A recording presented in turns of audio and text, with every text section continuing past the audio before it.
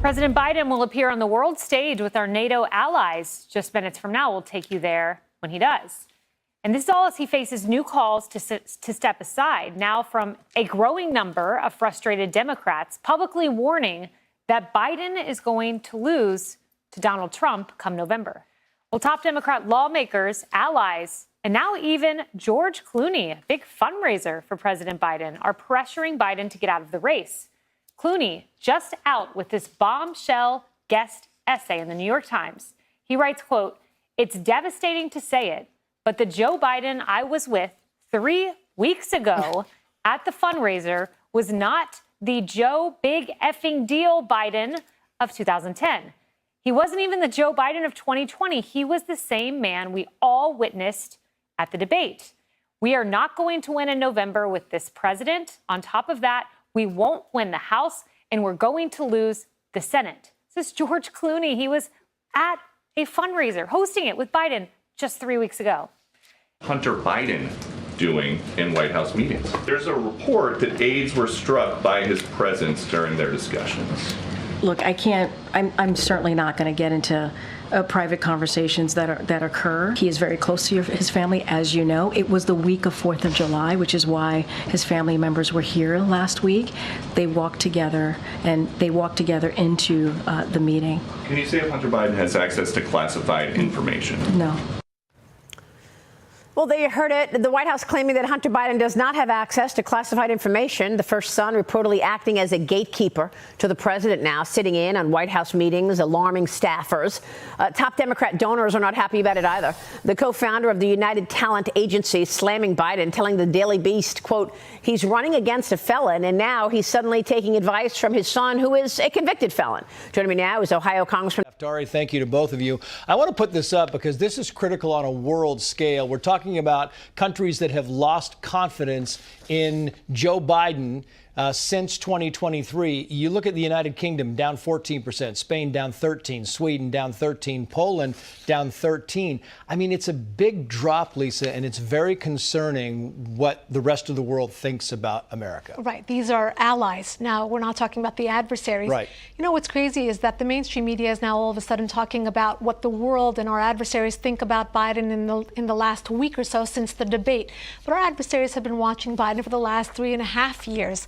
And they understand the weakness, not just in his physical weakness, but in the posturing, in the policies, in the lack of deterrence. And now we're trying to play catch up and say, well, here we are at NATO. Will the world now all of a sudden understand that we mean business? Our president is strong enough. He's fit enough. I mean, his own party is saying that he's not fit enough. Yeah. But here he is standing before the world stage and saying, please believe in us. We mean business, and we're the United States. And Cameron Hamilton, you wonder why other countries are losing faith, losing, their respect and their confidence in President Biden. And you look at this is the Daily Wire talking about Biden skipping meetings. It says Biden skipped early evening meeting with world leaders about Ukraine war so he could go to bed. German officials were aware of Biden's fatigue at night and decided to accommodate the president by holding a confidential meeting about the war in Ukraine in the early evening so that he could attend. However, Biden never showed up. Secretary of State Antony Blinken attended instead and announced that Biden had to go to bed. I mean,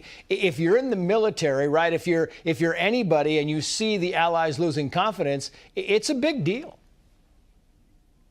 It's a major deal, Trace. I think what we're seeing right now is, unfortunately, a man who is not competent and he's not capable of doing the job.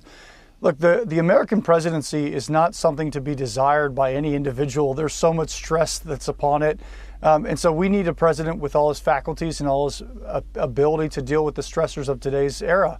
Right now, we are facing international war on a level that we have not seen in quite some time. So I think, again, his behavior and his rhetoric and his tone has been projecting weakness over and over. There was a very different rhetoric and tone under President Trump, I will say. Traveling overseas with the State Department, we saw a very clear difference. They may not have liked him, but they absolutely respected American might and American influence and power.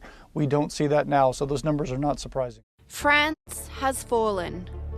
Riots turned to celebration for progressive protesters over the weekend as strategic alliances between the far left and Emmanuel Macron's centrists snatched victory away from Marine Le Pen's national rally in the final runoff round of the France elections. Sky News All-Stars Gabriella Power and James Morrow take a look at the dramatic turn of events in the France election and what it means for the country moving forward.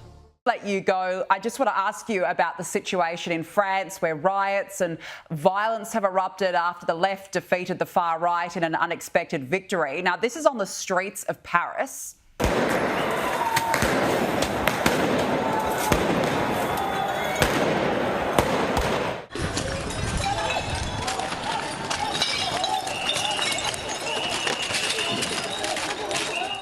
Just shocking scenes, and we also saw the far left clash with police as they celebrated the victory. Douglas, you know, the far left are just as dangerous, if not more dangerous, than the fringe right. But what does it tell you when you see these scenes unfolding right now? You know, it's the fault of Macron for his hubris. Paris is about to host the Olympics. What a sign to the world.